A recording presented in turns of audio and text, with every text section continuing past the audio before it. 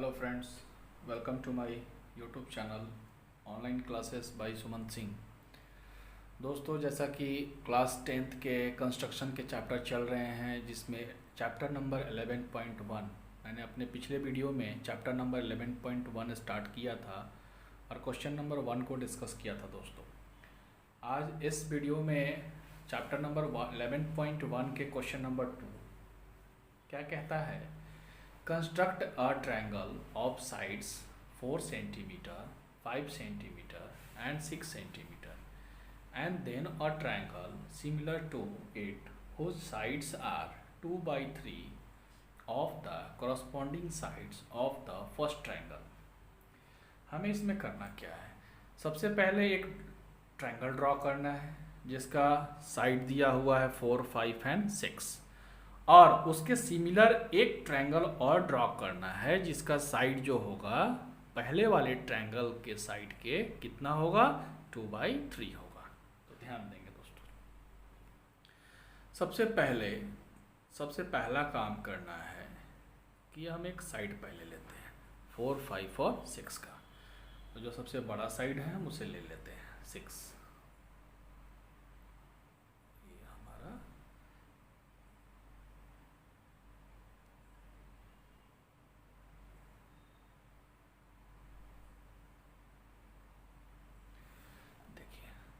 मैंने इसका नाम दे दिया। क्या नाम दिया? ये A है और ये B है। इसका लेंथ क्या हुआ? 6 सेंटीमीटर का। अब काम करना है हमें कि इसमें दिया हुआ है कि 4 सेंटीमीटर और 5 सेंटीमीटर का इसके दो साइड्स हैं। तो साइड्स हम कैसे लेंगे? डायरेक्ट हम स्केल से साइड नहीं लेंगे, कंपास की मदद से हम साइड लेते हैं। तो हम कंपास और स्केल की मदद से पहले हम 4 सेंटीमीटर का एक लेंथ माप लेते हैं। 4 सेंटीमीटर माप लिए और पॉइंट ए से हम या पॉइंट बी से, आप जिससे भी मिलाना चाहते हैं आप मिला सकते हैं। पॉइंट ए पे रख के हम एक आर्क ले लेते हैं जो कितना सेंटीमीटर का है? 4 सेंटीमीटर। अब हम 5 सेंटीमीटर का एक लेंथ मापते हैं नेक्स्ट साइड के लिए। एक हम 5 सेंटीमीटर का लेंथ लेते हैं और पॉइंट बी से रखकर हम यहाँ पे इसे काट लेते हैं। अब जो ये इंटरसेक्शन पॉइंट हुआ, इस इंटरसेक्शन पॉइंट का आप नाम दे सकते हैं कुछ भी। आप इसका नाम दे दीजिए सी या डी नाम दे देते हैं इसका हम। ओके, अब देखिए जरा यहाँ पे इस पॉइंट को इस पॉइंट के साथ हम मैच करा देते हैं।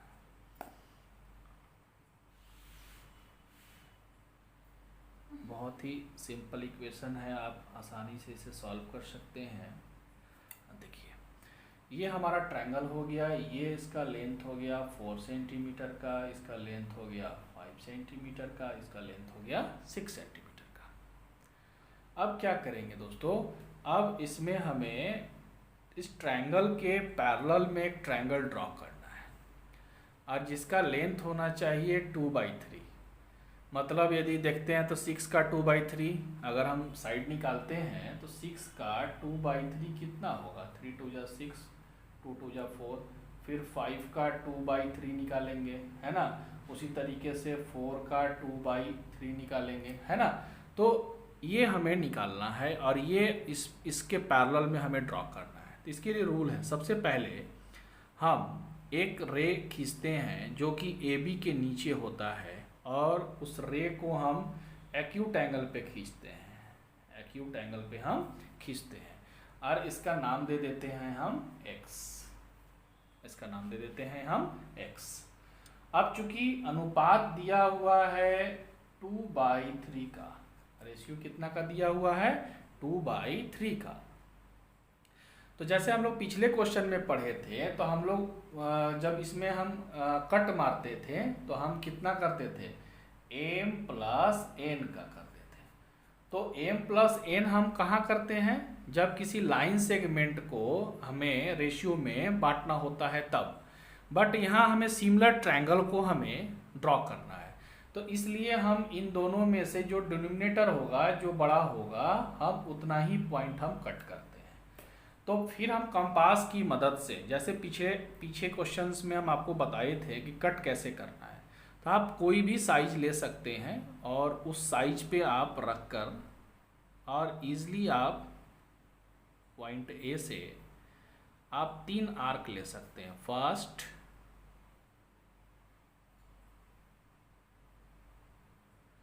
Second and third. ये मैंने 3 आर्क ले लिया। तीनों आर्क का हम नाम दे देते हैं। इसका नाम देते हैं A1, इसका नाम देते हैं A2, इसका नाम देते हैं A3। अब सबसे पहले क्या करना है इसमें कि इस A3 को हमें B के साथ मैच करा देना है। क्या करा देना है? A3 को B के साथ हमें मैच करा देना है। स्टेप बाय स्टेप याद रखेंगे दोस्तों। अब हम नेक्स्ट स्टेप में क्या करेंगे कि अब पॉइंट 2, तो 2/3 है ना, तो अब हम A2 पे A3B लाइन के पैरेलल एक लाइन ड्रॉ करते हैं। तो लाइन ड्रॉ करने के लिए तो मैंने पहले भी आपको बताया कैसे ड्रॉ करते हैं। तो सबसे पहले हम एक आर्क लेते हैं, जहां हमें ड्रॉ करना है तो इस पॉइंट पे हम एक आर्क लेते हैं छोटा सा, और वही आर्क हम फिर A2 पे लेंगे। जो आर्क हम यहाँ लिए वही आर्क हम कहाँ लेंगे? पॉइंट A2 पे रख के हम वही आर्क यहाँ पे लेते हैं। फिर क्या करते हैं कि हम इस आर्क को मेज़र कर लेते हैं। ये आर्क हमारा मेज़र हो गया, ओके। और इस पॉइंट से लेकर हम यहाँ इसे इंटरसेक्ट करते हैं। क्या करते हैं? इंटरसेक्ट। और ये जो इंटरसेक्शन पॉइंट कहलाता है, ये इंटरसेक्शन पॉइंट को हम इस पॉइंट से होते हुए हम क्या करते हैं? मैच करा देते हैं। इस पॉइंट से होते हुए हम मैच करा देते हैं और इस पॉइंट को हम नाम दे देते हैं C। क्लियर है? अब ये जो A2C जो है, ये जो है इसके पैरेलल है और AB को या 2 और 3 के रेशियो में बांटा। अब हम क्या करते हैं कि अब हम लाइन BD के पैरेलल एक लाइन ड्रॉ करते हैं। कैसे ड्रॉ करेंगे? तो फिर प्रोसेस हमारा वही रहेगा। क्या करेंगे? फिर हम B पर हम एक आर्क लेते हैं, पॉइंट B पर हम एक आर्क लिए, ठीक है, और पॉइंट C पे रखेंगे और एक सिमिलर आर्क हम लेते हैं, ओके। और अब हम जो B से आर्क लिए हैं हम इसका मेज़र कर लेते हैं, और मेज़र करके और इस इंटरसेक्शन पॉइंट से हम इसको कट कर लेते हैं। और ये जो पॉइंट हुआ आपका, अब C से होते हुए इसे आप पास करा दीजिए। क्या करा दीजिए? C से होते हुए इसे आप पास करा दीजिए। ये बिल्कुल इसके पैरेलल आएगा, ये बिल्कुल इसके पैरेलल आएगा। और इस पॉइंट को नाम दे दीजिए आप E दे दीजिए, ओके। ये हमारा डायग्राम बन गया।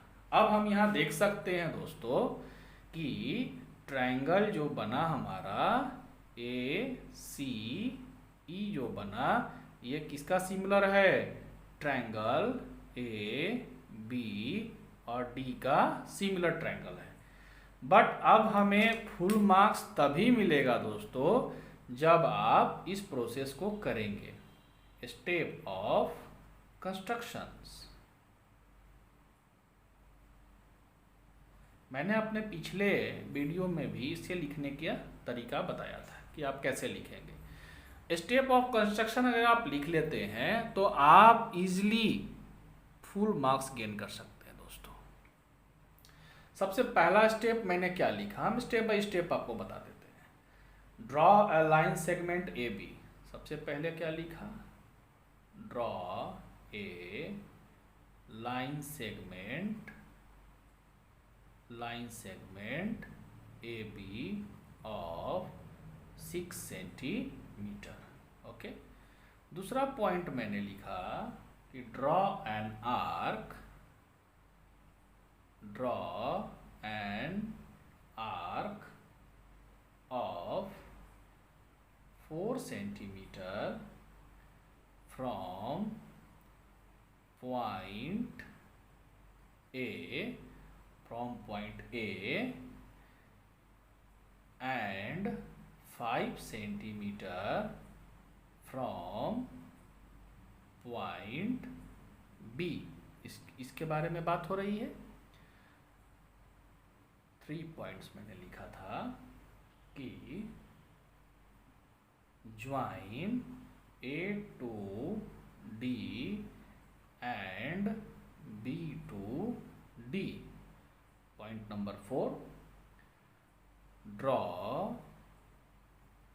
ड्रॉ एनी रे, क्या नाम है, AX, making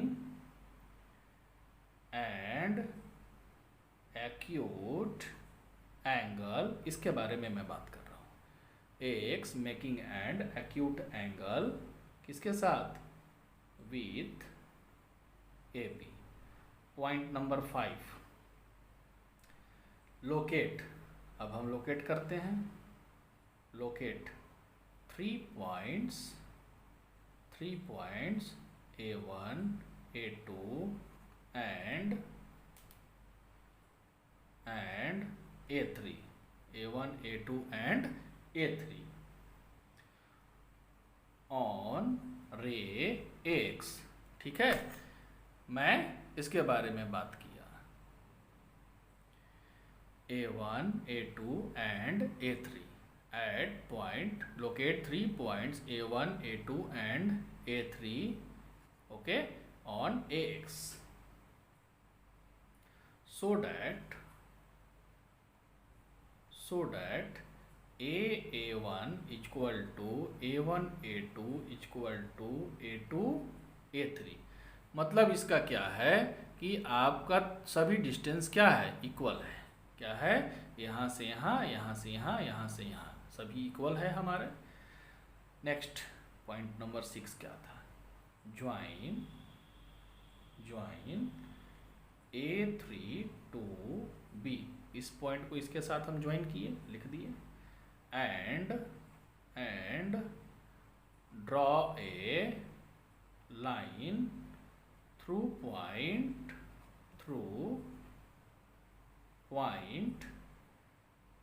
A2 which is parallel to A3B। ध्यान देंगे, इस लाइन के पैरेलल एक लाइन ड्रॉ करते हैं जो कि इसके पैरेलल होगा। एंड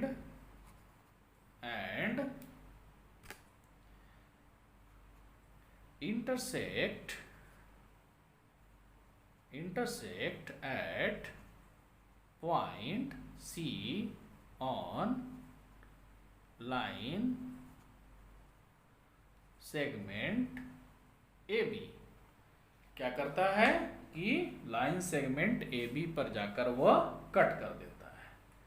अब आइए पॉइंट नंबर 7 क्या है।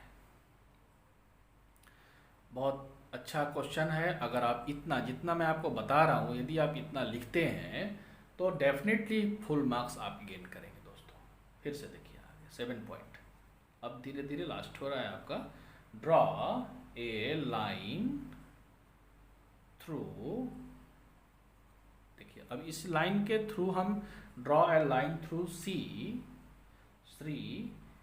विच इज पैरेलल टू क्या, BD, which is parallel to BD two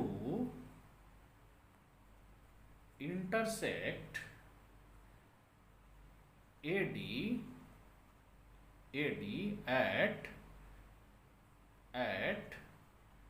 point E। किस पॉइंट पे इंटरसेक्ट करता है, पॉइंट E पे इंटरसेक्ट कर रहा है। आगे अब आपका आगे क्या है, क्या मेंशन करेंगे, ध्यान दीजिएगा। देखिए then ACE is the required triangle. Then ACE is the required triangle. Okay. अच्छा, अब नाउ बाय कंस्ट्रक्शंस हमने क्या देखा? नाउ बाय हमें प्रूफ करना क्या है कि ये इसका सिमिलर है ना. नाउ बाय कंस्ट्रक्शंस मैंने देखा क्या कि A C by C B equal to 2/1. A C 2 और सी बी 1 पार्ट है. देखिए ध्यान से देखिएगा डायग्राम को. ए सी कितना पार्ट? 2 पार्ट. और सी बी कितना? 1 पार्ट. तो कितना है? 2/1. ऐसे लिखते हैं ना, 2/1. ध्यान दीजिएगा यहाँ पे. अब इससे हम लिख सकते हैं इक्वेशन की ए सी इक्वल टू 2/1 सी बी लिख सकते हैं. तो अब हम जानते क्या हैं कि ए बी का जो वैल्यू है, ये ए से बी का जो वैल्यू है, इसे क्या लिख सकते हैं? प्रूफ करना है. ए सी प्लस सी बी सबसे इंपॉर्टेंट है आपका ये, ए सी प्लस सी बी. अब हम इसमें डिवाइड करते हैं ए सी से और इसमें भी डिवाइड करते हैं ए सी से. यहाँ क्या वैल्यू होगा? 1 प्लस सी बी बाई ए सी. अगर हम इससे पलट देते हैं सी बी बाई ए सी तो कितना वैल्यू होगा? 1/2. तो हम जोड़ दीजिए 1 प्लस 1/2. ओके, कितना वैल्यू होगा? 2 1 जा 2, 3/2. मतलब हमारे पास वैल्यू आया ए बी बाई ए सी का वैल्यू आया 3/2. अगर हम इसे पलटते हैं तो ए सी बाई ए बी का जो वैल्यू आया कितना? 2/3. ए सी बाई ए बी का वैल्यू कितना आया? 2/3. अब हम देखते क्या हैं कि ऑल्सो, क्या देख रहे हैं? ऑल्सो. अब आगे भी तो एक ट्रायंगल बन रहा है, ये तो मैंने इसका बताया. अब एक यहाँ बन रहा है also. C E is parallel to B D, है ना. देयरफॉर क्या लिखेंगे हम? Therefore A E C triangle, A E C similar to triangle A B D. ये हो गया. सो हम लिख सकते हैं, अब लास्ट लाइन आपका है. सो थोड़ा लंबा है मगर आपको फुल मार्क्स लाने के लिए ज़्यादा ज़रूरी है. A E by A D equal to E C by B D equal to A C by A B equal to 2/3. 2/3. ये आपका प्रूव्ड हो गया. ये आपका फाइनल सॉल्यूशन दोस्तों मिल गया. इस तरीके से यदि आप सॉल्व करते हैं तो आपको हमेशा फुल मार्क्स मिलेंगे दोस्तों. सो आपको आज का क्लास कैसा लगा? प्लीज़ कमेंट बॉक्स में कमेंट करके ज़रूर बताएंगे. And also like and subscribe my YouTube channel online classes bye Suman Singh. Thank you.